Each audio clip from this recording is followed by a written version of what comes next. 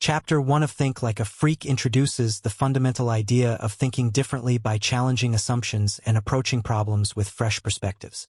The authors, Stephen Levitt and Stephen Dubner, explain that the modern world is full of complex issues that linger not because solutions don't exist, but because conventional thinking often fails to uncover them. They aim to inspire readers to embrace unconventional problem-solving by asking better questions, seeking clearer insights, and considering bold alternatives. The chapter begins with the amusing observation that readers of their previous books, Freakonomics and Superfreakonomics, often sought their advice on an endless array of topics, from the benefits of fracking to wiping out famine. These queries ranged from deeply personal to globally significant, as though the authors possessed a secret tool capable of solving any problem. However, Levitt and Dubner make it clear that no such magic exists. If problems were easy to solve, they wouldn't persist. They highlight that complex issues endure precisely because they defy simple, obvious solutions. To illustrate their approach to thinking differently, the authors recount a vivid example: the pressure-filled scenario of a soccer player taking a penalty kick in the World Cup. The data reveals that penalty kicks are successful roughly 75% of the time, with a well-placed shot down the center statistically more likely to score. Despite this, most players aim for the corners. Why? Fear of embarrassment plays a massive role. A shot directly at the center is risky, not because it's less effective, but because if the goalkeeper doesn't dive, the kicker risks looking foolish. This choice isn't just about winning for the team. It's also about protecting individual pride. This illustrates how self-interest and social pressures can cloud optimal decision-making. Thinking like a freak, the authors suggest, requires freeing oneself from the need for approval and focusing purely on what works. The authors argue that to think like a freak, one must first reject binary thinking, the idea that there's only a right or wrong way to address a problem. As an example, they recount a meeting with David Cameron, who would soon become the Prime Minister of the United Kingdom. Cameron sought advice on managing the country's National Health Service, NHS, a system he was emotionally attached to due to personal experiences. Despite spiraling costs, Cameron refused to consider alternatives to the NHS's free, unlimited care model. The authors suggested a thought experiment. What if transportation were free and unlimited like healthcare? Would it be sustainable? Instead of sparking debate, the analogy fell flat, illustrating how emotions and entrenched beliefs can block constructive dialogue. Levitt and Dubner also challenge readers to question widely accepted assumptions. They point out that people often confuse correlation with causation, leading to flawed conclusions. For instance, studies show that married people are generally happier than singles, but this doesn't mean marriage causes happiness. It's more likely that happier people are simply more inclined to get married. By questioning the cause-effect relationship, one can uncover deeper truths that may otherwise remain hidden. A central tenet of thinking like a freak is admitting what you don't know. The authors argue that intellectual humility is a powerful tool for innovation. Experts, politicians, and business leaders often fall into the trap of pretending they know more than they do, which leads to overconfidence and poor decisions. They cite Philip Tetlock's research on expert predictions, which found that even highly educated individuals performed no better than random guesses when forecasting future events.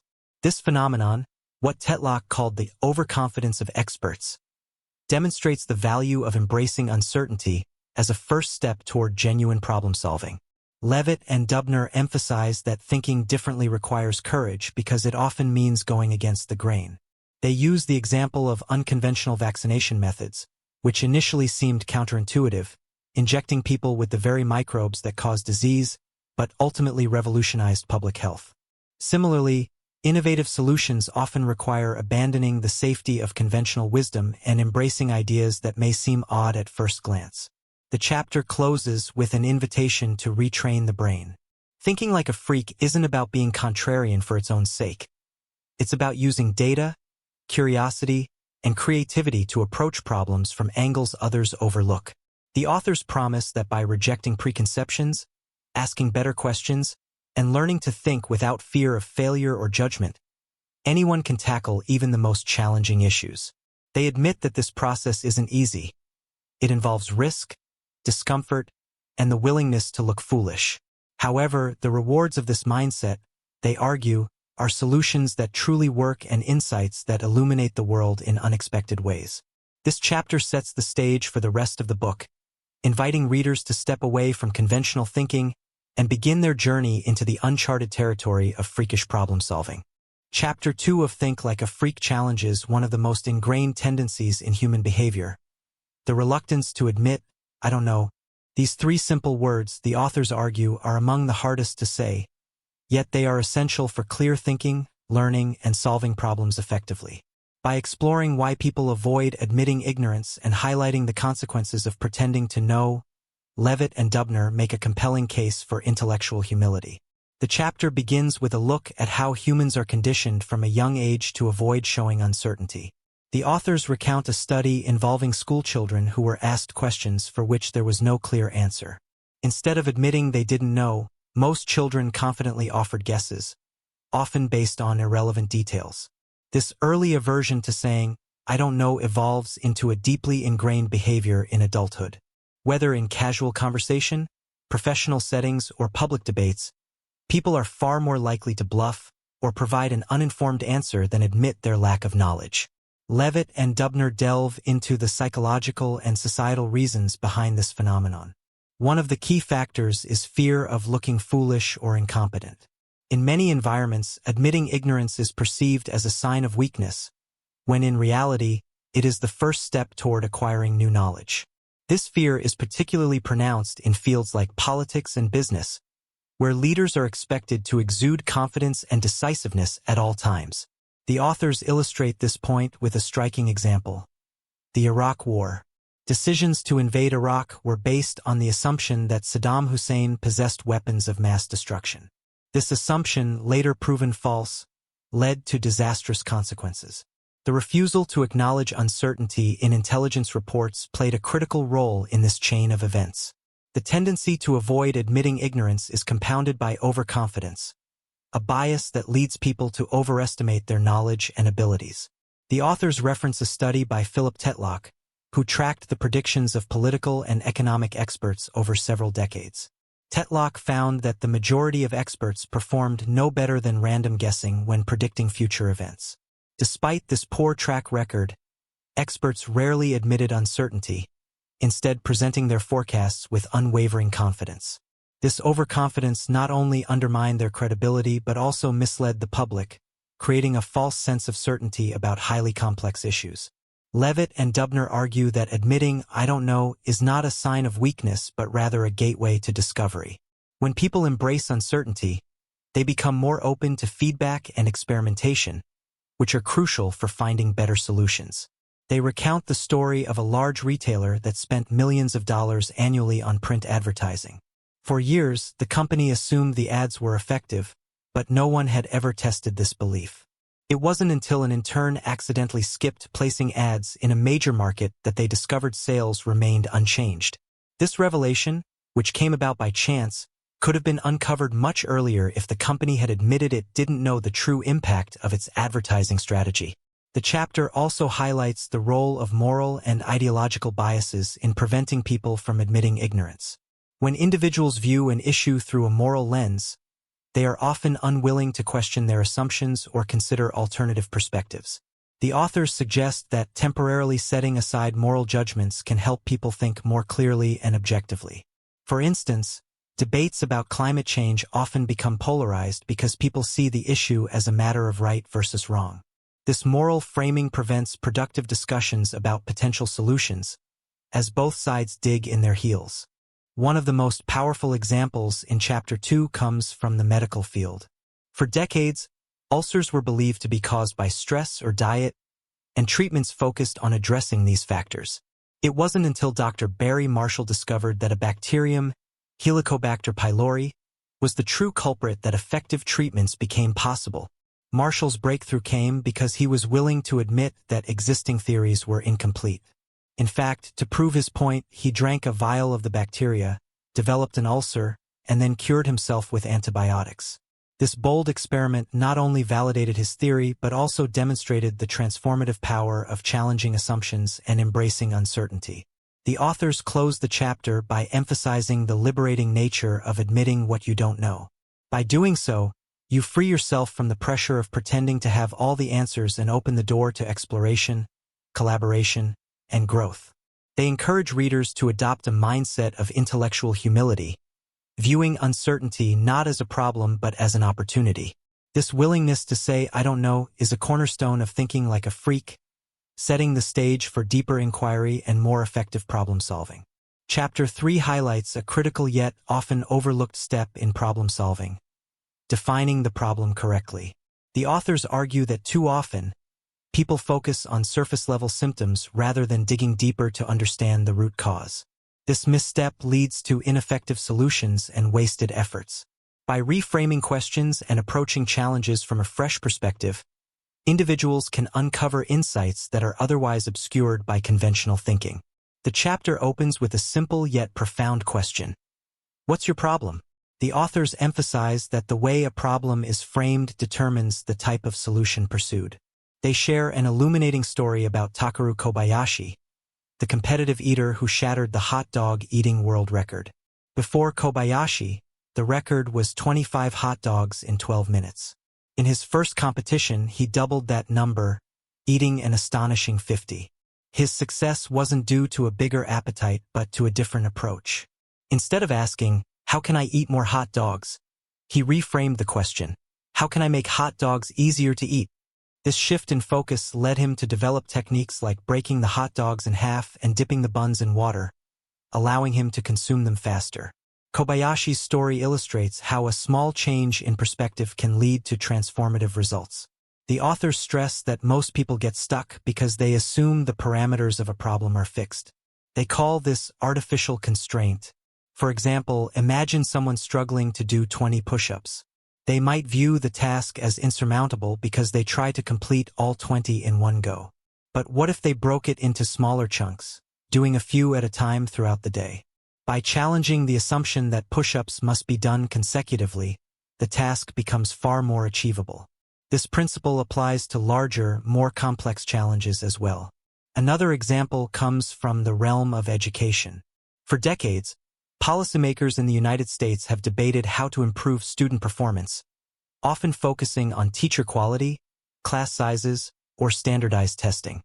But what if the real problem isn't within the schools?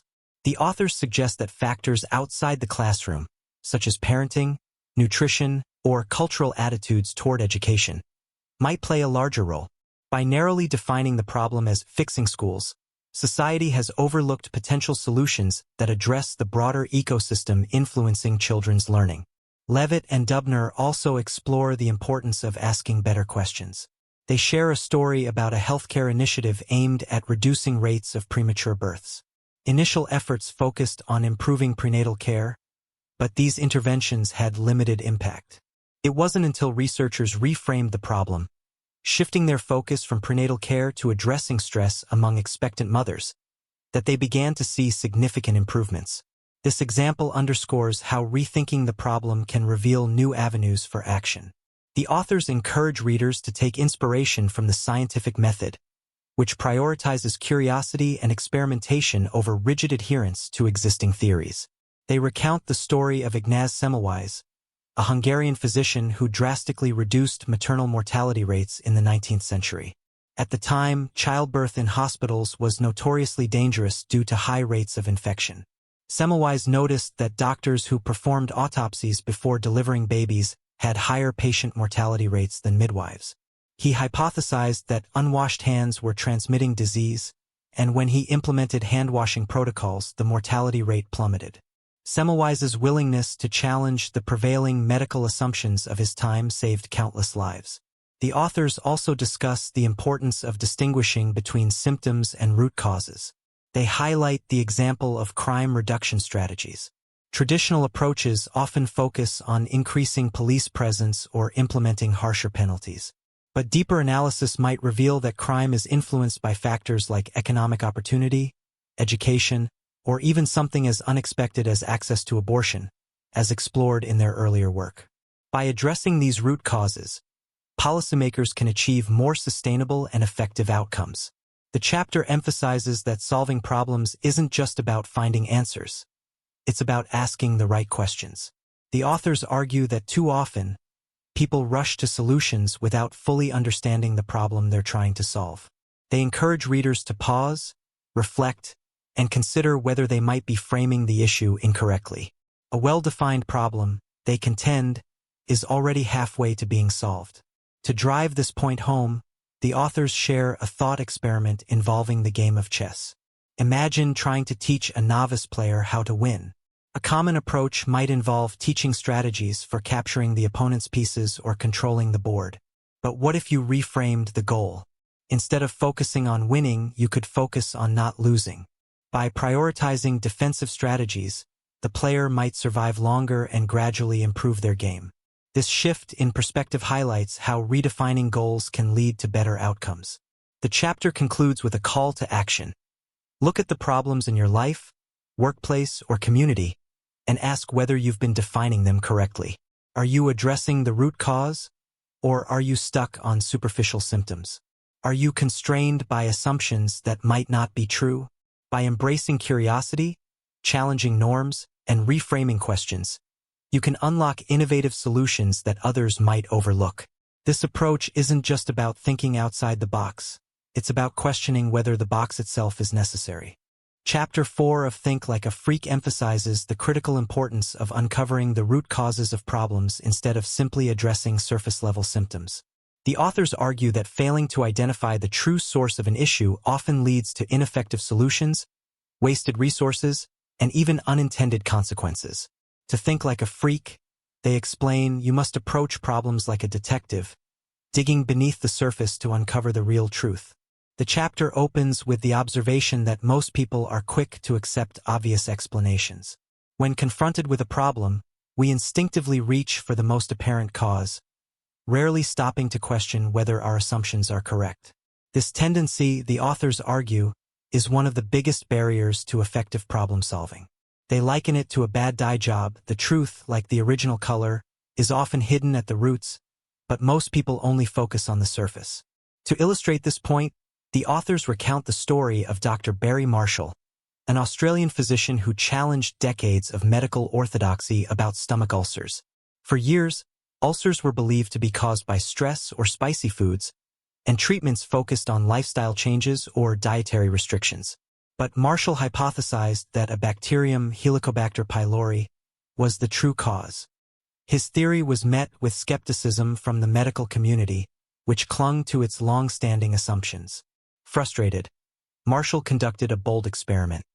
He drank a vial of H. pylori, developed an ulcer, and then cured himself with antibiotics. This dramatic demonstration not only proved his hypothesis but also revolutionized the treatment of ulcers. Marshall's story highlights the importance of questioning accepted explanations and being willing to dig deeper to uncover the real cause of a problem. The authors expand on this theme by discussing the unintended consequences of failing to address root causes. One particularly vivid example is the scramble for Africa, where European colonial powers divided the continent into arbitrary territories without regard for existing ethnic, cultural, or linguistic boundaries. These decisions, made with little thought to their long-term implications, created deep divisions that continue to fuel conflict and instability today. By ignoring the underlying social and political realities of Africa, the colonial powers set the stage for decades of turmoil. Another example involves crime reduction strategies. Traditional approaches, such as increasing police presence or imposing harsher penalties, often fail to address the deeper social and economic factors that drive criminal behavior. The authors point to their earlier research on the link between legalized abortion and crime rates. While initially controversial, their analysis showed that legalizing abortion in the 1970s reduced the number of unwanted children born into circumstances that predisposed them to criminal activity. By addressing a root cause, unwanted pregnancies, the policy had a profound and long-lasting impact on crime rates. This example underscores the importance of looking beyond surface-level solutions to tackle the underlying drivers of a problem. The chapter also explores how historical decisions can create long-lasting ripple effects. The authors discuss how seemingly minor choices, like the design of urban infrastructure or the allocation of resources, can influence societal outcomes for generations. For instance, when highways were built through urban neighborhoods in the mid-20th century, they often disrupted communities and entrenched economic disparities. These decisions, driven by short-term goals, failed to account for their long-term consequences. Levitt and Dubner argue that uncovering root causes requires a willingness to question assumptions and challenge conventional wisdom. They encourage readers to approach problems with the mindset of a scientist, testing hypotheses and seeking evidence to support or refute their theories. This process often involves asking uncomfortable questions and being open to unexpected answers. For example, instead of asking, "Why are students failing in school?" one might ask, "What factors outside of school affect students' ability to learn?" By shifting the focus, we can uncover deeper insights and develop more effective interventions. The authors stress that finding root causes isn't always straightforward. It often requires persistence, creativity, and a willingness to explore multiple possibilities. They recount the story of a company that struggled with declining sales. Managers initially blamed external factors, such as economic conditions or competition, but a closer examination revealed that poor customer service was the real culprit. Once the company addressed this issue, sales began to recover. This example demonstrates how identifying the true source of a problem can lead to meaningful change. The chapter concludes with a call to action. Think like a detective. Approach problems with curiosity and skepticism, and don't settle for easy answers. Be willing to dig deeper, challenge assumptions, and follow the evidence wherever it leads. By focusing on root causes rather than symptoms, you can develop solutions that are not only effective but also sustainable. Thinking like a freak means going beyond the obvious and daring to uncover the truth, even when it's uncomfortable or inconvenient. This mindset, the authors argue, is essential for solving the complex problems that define our world. Chapter 5 of Think Like a Freak encourages readers to embrace a childlike mindset when approaching problems. The authors argue that thinking like a child, marked by curiosity, simplicity, and creativity, can lead to solutions that adults, constrained by biases and assumptions, often overlook. They present compelling examples and research to show how adopting this playful, open-minded approach can unlock fresh perspectives and spark innovative problem-solving. The chapter begins by contrasting how children and adults think. Children are naturally curious and unafraid to ask seemingly obvious or naive questions. They also tend to simplify problems, focusing on the core issue rather than getting bogged down in unnecessary complexities. Adults, on the other hand, often overcomplicate matters, seeking solutions that are unnecessarily sophisticated or designed to impress others. This tendency, the authors argue, is not only inefficient but also counterproductive. By trying to appear competent or intelligent, adults often miss the essence of the problem they're trying to solve. Levitt and Dubner illustrate this point with a story about a low-cost, high-impact intervention in Kenyan schools. Researchers were trying to improve student performance, a challenge that had defied traditional solutions such as hiring better teachers or providing new materials. Instead of focusing on these common approaches, they asked a simpler question: what external factors might be holding students back? They discovered that many children suffered from parasitic infections that affected their health and attendance. By providing deworming medication, which cost just $15 per student, they significantly improved attendance and performance. This example shows how a childlike focus on basic needs, rather than complex systemic reforms, can yield powerful results. Another hallmark of childlike thinking is the willingness to experiment and fail. Children approach problems with a sense of play, trying out different solutions without fear of embarrassment. Adults, in contrast, often avoid experimenting because they fear looking foolish or wasting resources. This reluctance can stifle creativity and prevent discovery. The authors cite the example of a Harvard study that examined the effects of incentivizing health behaviors. One successful initiative involved gamifying the process of saving money for retirement, turning it into a no-lose lottery where participants could win prizes for saving. By making the process fun and engaging, the program succeeded in changing behavior where traditional financial incentives had failed. Levitt and Dubner also emphasize the power of small, manageable questions. They argue that tackling large, complex problems can be overwhelming and paralyzing, but breaking them down into smaller, more digestible parts can make them easier to solve. For instance, instead of asking, How can we eliminate poverty worldwide? One might ask, how can we help one village grow more food? This incremental approach mirrors how children naturally tackle big tasks by taking them one step at a time. The authors explore the importance of intrinsic motivation, which is another feature of childlike thinking. Children engage deeply with activities they enjoy, and this focus often leads to mastery. Adults, however, are often driven by extrinsic rewards like money, status, or approval, which can diminish creativity and satisfaction. A study on workplace performance revealed that employees who enjoyed their work were more productive and innovative than those motivated solely by financial incentives. This principle can be applied to problem solving. When people approach challenges with curiosity and genuine interest, they are more likely to find effective solutions. One of the most striking examples in the chapter involves children outperforming adults in detecting magic tricks. When asked to figure out how a trick was done, children's open-mindedness and willingness to entertain unlikely possibilities gave them an edge. Adults, by contrast, were more likely to get stuck in their assumptions, assuming they already understood the rules of the situation. This story underscores the value of approaching problems with fresh eyes and questioning what others take for granted. The chapter also highlights the role of simplicity in solving problems. Adults often believe that complex problems require equally complex solutions, but this is rarely true. The authors recount a story about a hospital that struggled with high infection rates.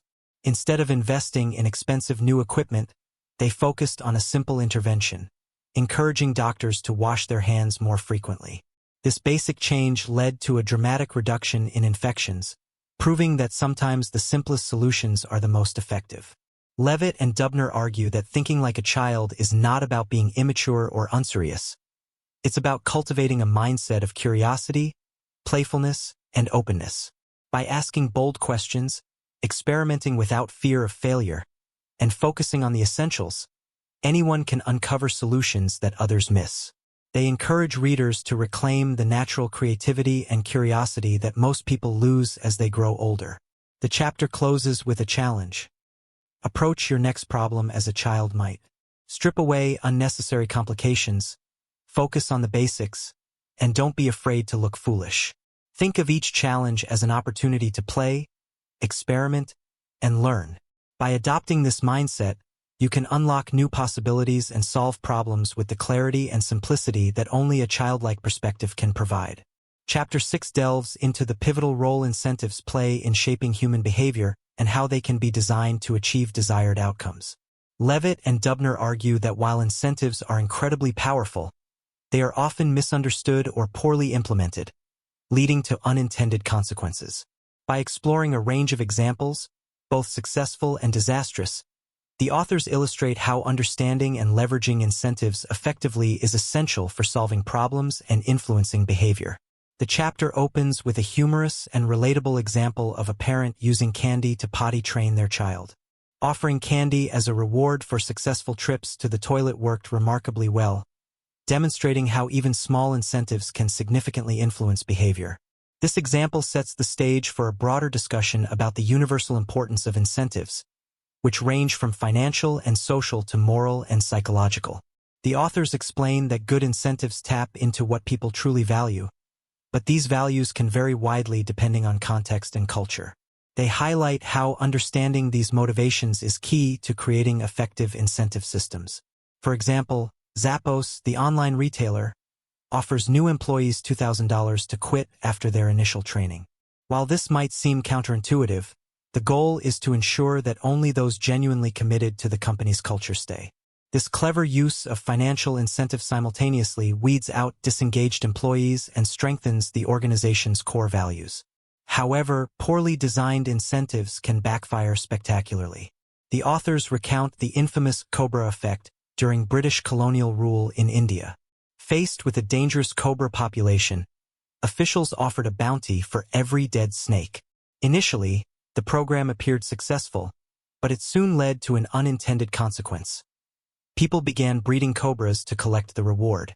When the government realized this and canceled the program, the breeders released their cobras, leaving the population worse off than before.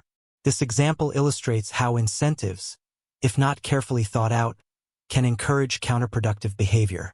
Levitt and Dubner also explore how framing incentives can make a significant difference.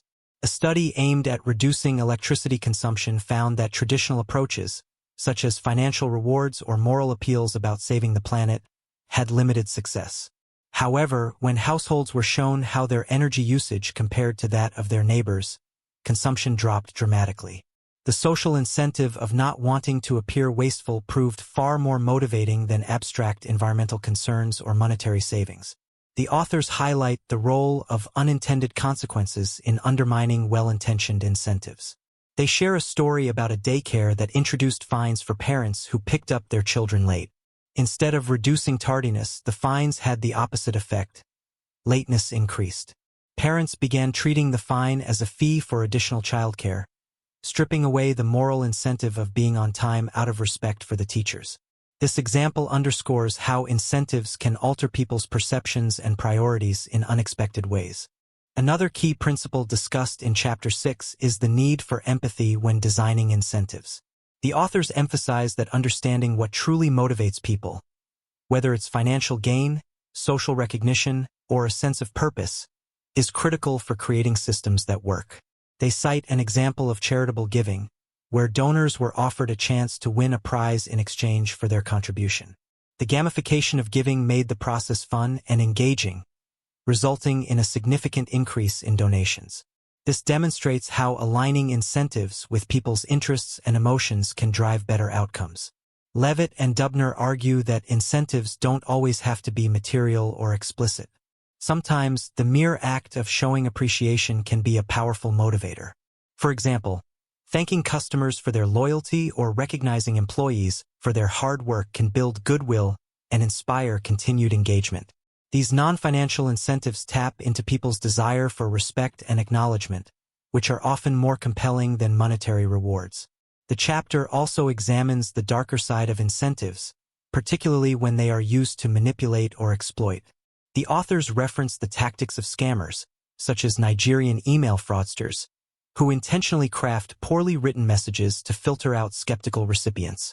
By targeting only the most gullible individuals, these scammers optimize their success rate, saving time and effort.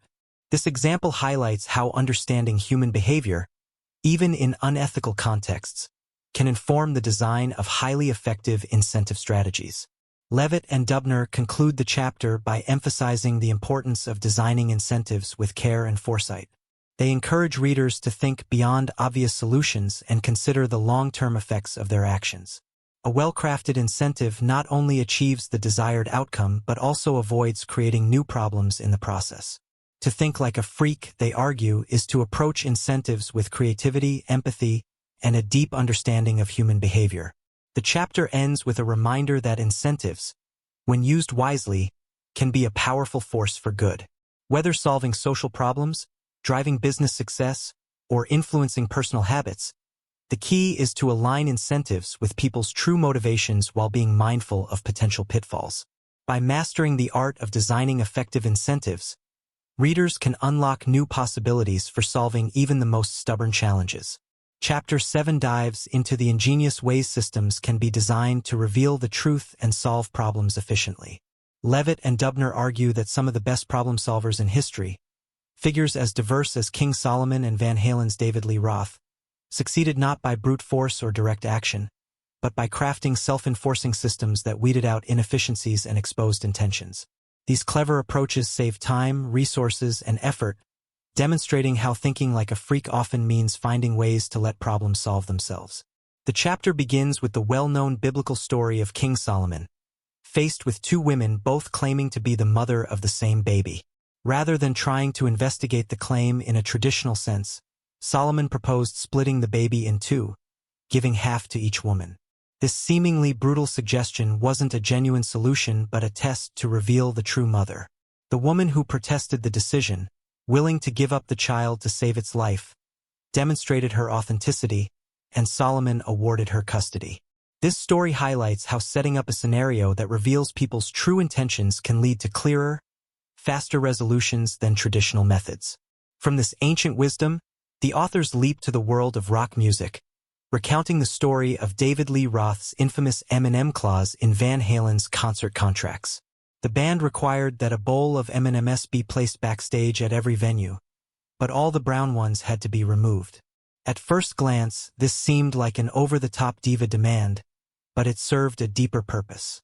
Van Halen's shows were highly technical, involving complex setups and safety protocols. If the venue staff failed to catch the M&M detail, it signaled a lack of attention to detail and raised concerns about whether the rest of the technical requirements had been properly met. This clause, like Solomon's sword, was a test embedded in the system to ensure compliance without exhaustive oversight. The authors argue that such self-revealing systems are far more efficient than direct monitoring or enforcement. They point out that many systems fail not because people don't know what to do, but because they cut corners or act in bad faith. A well-designed system can expose these behaviors without requiring extensive policing. The chapter uses the example of hiring practices, where companies often struggle to find candidates who truly align with their culture and values. Zappos, the online retailer, introduced a clever incentive, offering new hires $2,000 to quit after training. This policy ensured that only employees genuinely committed to the company would stay, effectively filtering out those who were simply looking for a paycheck. Levitt and Dubner also explore the concept of false positives in problem-solving situations where a system flags an issue that doesn't actually exist. They argue that many organizations design systems that err on the side of caution, leading to inefficiencies and unnecessary costs. For instance, airport security measures often inconvenience millions of passengers to catch a tiny fraction of actual threats. While some level of vigilance is necessary, overly broad systems can end up punishing the wrong people or missing the real problems altogether. Another fascinating example involves Nigerian email scams.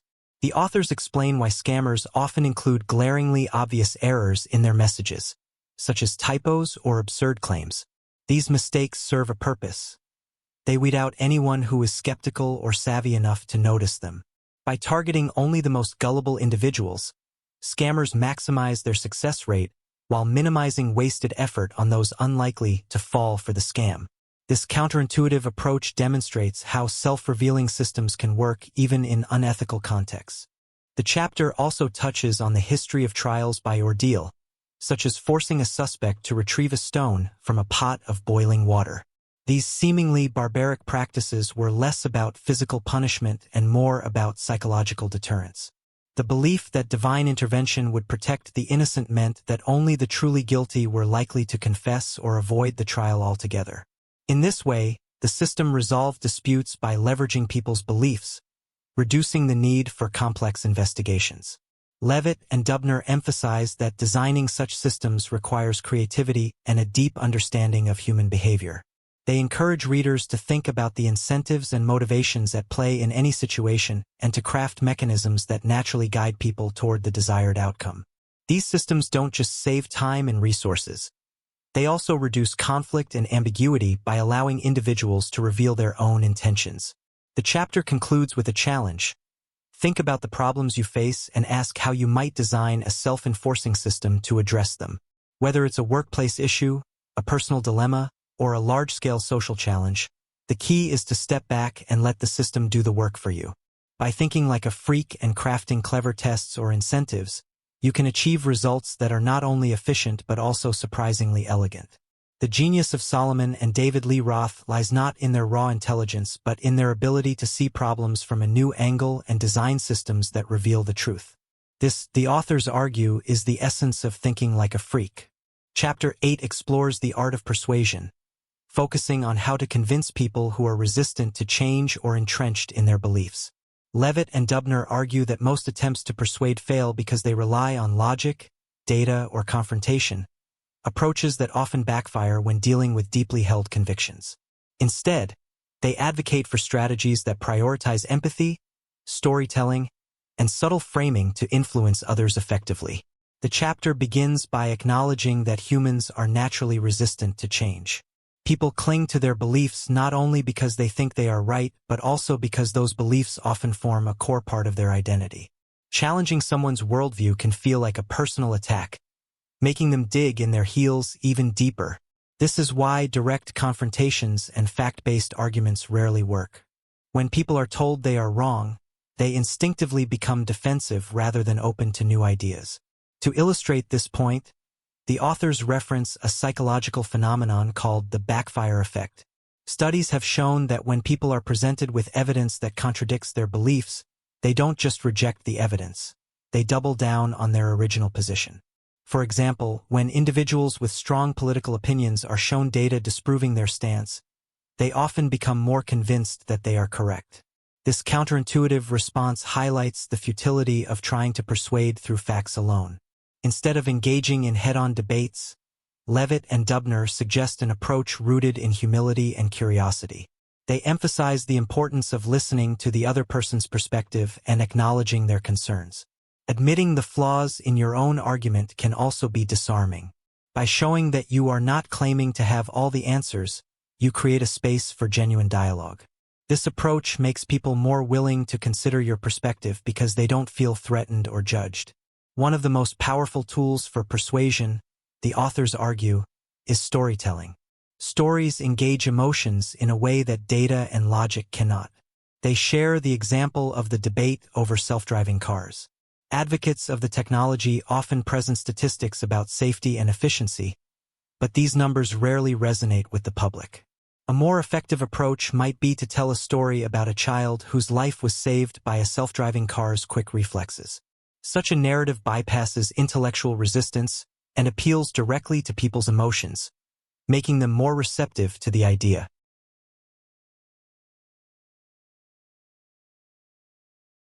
Levitt and Dubner also discuss the importance of framing.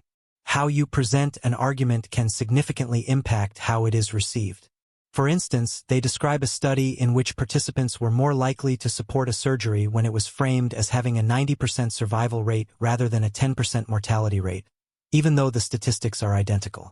This example demonstrates how subtle shifts in wording can influence decision-making by appealing to people's instincts and perceptions. Another key principle is to focus on small wins rather than trying to change someone's mind entirely in one conversation. Persuasion is rarely instantaneous. Instead, it's a gradual process that requires patience and persistence.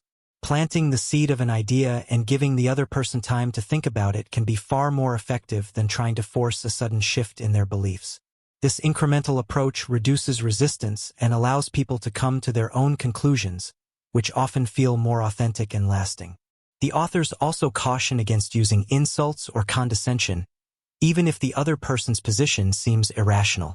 They recount a story of a scientist who was trying to persuade the public that eating fat isn't as unhealthy as previously believed.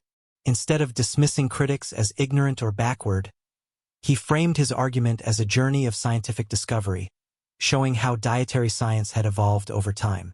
This respectful tone helped bridge the gap between his perspective and that of a skeptical audience. Levitt and Dubner emphasized that the ultimate goal of persuasion is not to win an argument but to open up the possibility for change. They liken it to creating a crack in a dam. Once the flow of new ideas begins, it can eventually break through even the most rigid defenses.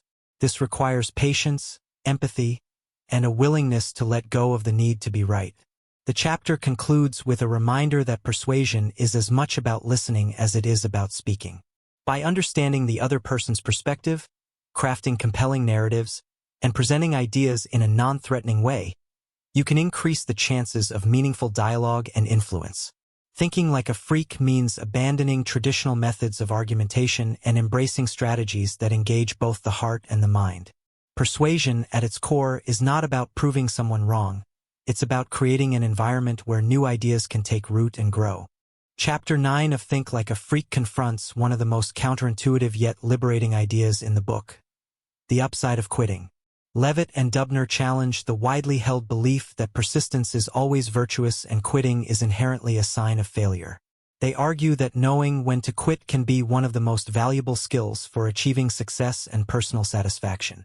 This chapter unpacks the sunk cost fallacy, explores societal pressures around perseverance, and highlights how strategic quitting can open doors to better opportunities. The authors begin by pointing out that the phrase "quitters never win" and "winners never quit" is deeply ingrained in our culture. People are taught from a young age that perseverance is a hallmark of character and that giving up is a weakness. While persistence can certainly be valuable, Levitt and Dubner argue that this one-size-fits-all mindset ignores the complexities of real-life decisions. Sometimes, sticking with a failing endeavor can lead to wasted time, energy, and resources that could be better spent elsewhere. One of the key psychological traps the authors explore is the sunk cost fallacy. This is the tendency to continue investing in a decision or project simply because of the resources already spent, even when it no longer makes sense to do so. They provide a relatable example. Staying in a long line at a restaurant, even when another place nearby could serve you faster. The reasoning often goes, "I've already been here for 10 minutes. I might as well wait."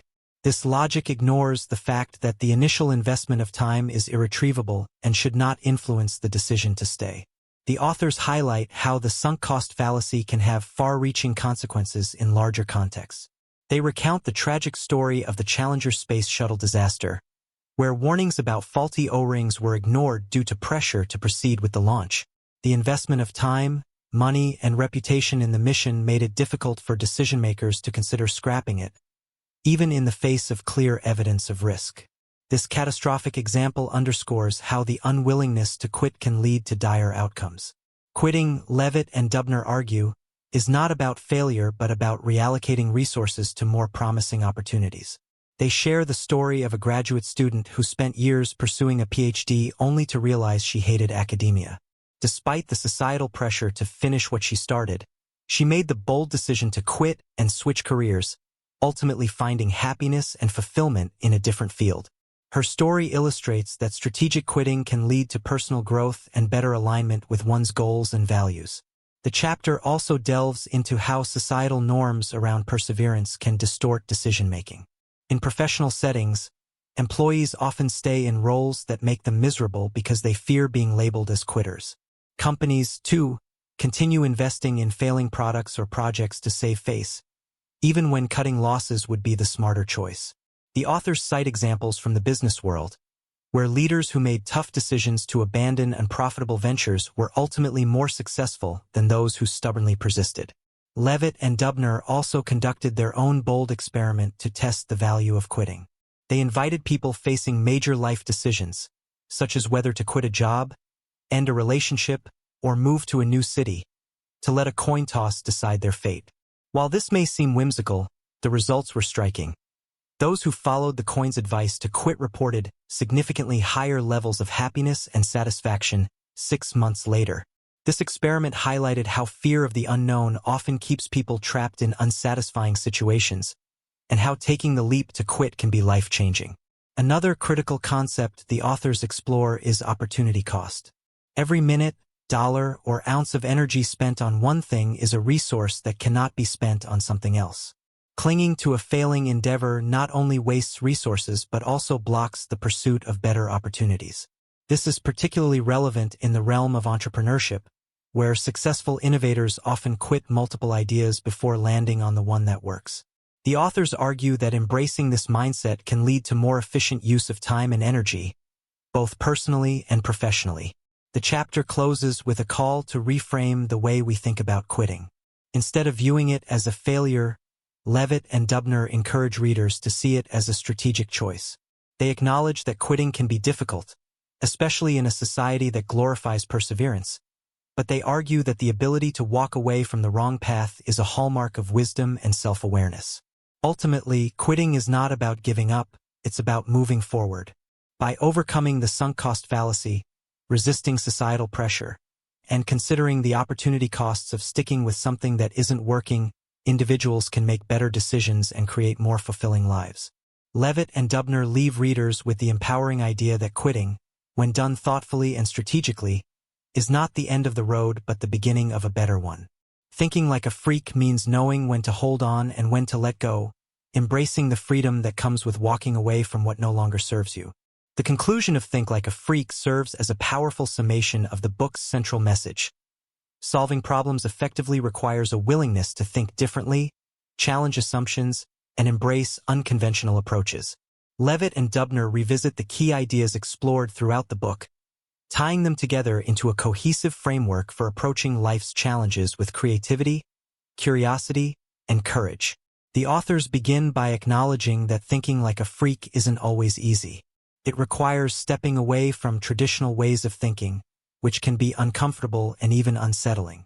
People are often reluctant to question the status quo because it feels safer to conform to established norms. But as Levitt and Dubner have shown through their many examples, the most innovative solutions often emerge when we dare to challenge what everyone else takes for granted. Whether it's rethinking how to solve global issues like poverty or addressing personal challenges like career changes, the willingness to think differently can lead to transformative outcomes. And that wraps up our deep dive into Think Like a Freak by Stephen Levitt and Stephen Dubner. This book challenges us to rethink how we approach problems, big and small, by asking better questions, embracing curiosity, and daring to think differently. From learning to say, "I don't know," to understanding the power of incentives, storytelling, and even quitting strategically, the lessons in this book are as practical as they are thought-provoking. If there's one takeaway from this journey, it's this: solutions to life's toughest problems often lie outside the boundaries of conventional thinking. By shedding assumptions, exploring root causes, and experimenting with fresh ideas, you can not only solve problems but transform the way you see the world. So, whether you're rethinking your career, tackling a personal challenge, or brainstorming ideas to change the world, remember, think creatively, think courageously, and most importantly, think like a freak. Thanks for sticking around until the end. If you found this video insightful, give it a thumbs up, and don't forget to subscribe for more deep dives into life-changing books and ideas. Share your thoughts in the comments. What's one unconventional approach you've used to solve a problem? I'd love to hear your stories. Until next time, keep asking questions, stay curious, and I'll see you in the next video. Take care.